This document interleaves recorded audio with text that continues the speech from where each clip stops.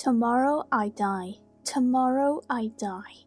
And today I want to tell the world what happened and thus perhaps free my soul from the horrible weight which lies upon it. But listen, and you shall hear how I have been destroyed. When I was a child, I had a natural goodness of soul which led me to love animals, all kinds of animals, but especially those animals we call pets, animals which have learned to live with men and share their homes with them. There is something in the love of these animals which speaks directly to the heart of the man who has learned from experience how uncertain and changeable is the love of other men. I was quite young when I married. You will understand the joy I felt to find that my wife shared with me my love for animals. Quickly, she got for us several pets of the most likable kind. We had birds, some goldfish, a fine dog, and a cat.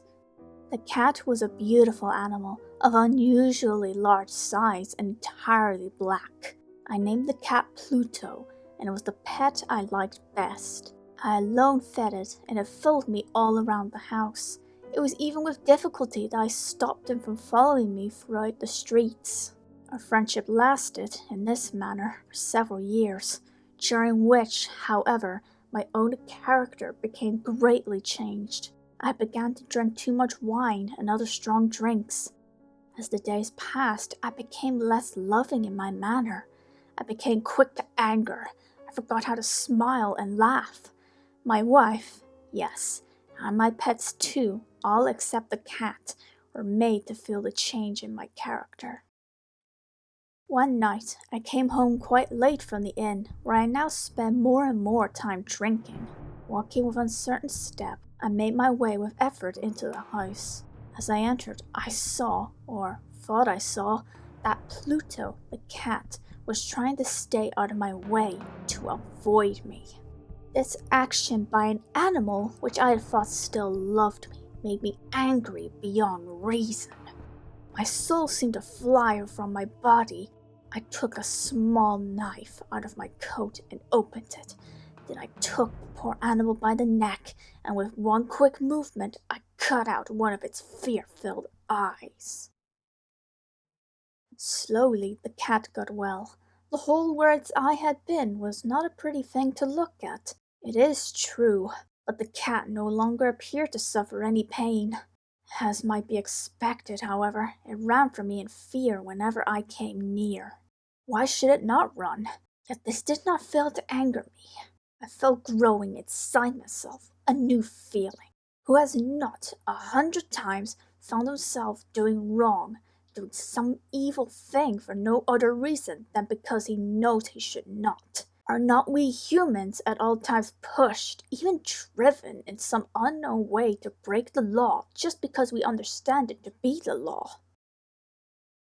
One day in cold blood, I tied a strong rope around the cat's neck and taken it down into the cellar under the house. I hung it from one of the wood beams above my head. I hung it there until it was dead. I hung it in there with tears in my eyes. I hung it because I knew it had loved me, because I felt it had given me no reason to hurt it, because I knew that my doing so was a wrong so great, a sin so deadly, that it would place my soul forever outside the reach of the love of God. That same night, as I lay sleeping, I heard from my open window the cries of our neighbors. I jumped from my bed and found that the entire house was filled with fire. It was only with great difficulty that my wife and I escaped, and when we were out of the house, all we could do was stand and watch it burn to the ground. I thought of the cat as I watched it burn, the cat whose dead body I had left hanging in the cellar. It seemed almost that the cat had in some mysterious way caused the house to burn, so that it could make me pay for my evil acts, so that I could take revenge upon me. Months went by, and I could not drive the thought of the cat out of my mind. One night as I sat in the inn, drinking as usual, in the corner I saw a dark object that I had not seen before. I went over to see what it could be. It was a cat almost exactly like Pluto, I touched it with my hand and petted it, passing my hand softly along its back. The cat rose and pushed its back against my hand. Suddenly, I realized I wanted the cat. I offered to buy it from the innkeeper, but he claimed he had never seen the animal before. As I left the inn, it followed me, and I alighted to do so. It soon became a pet of both my wife and myself. The morning after I brought it home, however, I discovered that this cat, like Pluto, had only one eye. How was it possible that I had not noticed this the night before? This fact only made my wife love the cat more, but I myself found a feeling of dislike growing in me. My growing dislike of the animal only seemed to increase its love for me. It followed me everywhere, always. When I sat, it lay down under my chair. When I stood, it got between my feet and nearly made me fall. Wherever I went, it was always there. At night I dreamed of it, and I began to hate that cat. One day my wife called to me from the cellar of the old building where we were now forced to live. As I went down the stairs, the cat, following me as always, ran under my feet and nearly threw me down. In sudden anger, I took a knife and struck wildly at the cat. Quickly, my wife put out her hand and stopped my arm. This only increased my anger, and without thinking, I turned and put the knife's point deep into her heart. She fell to the floor and died without a sound. I spent a few moments looking for the cat, but it was gone.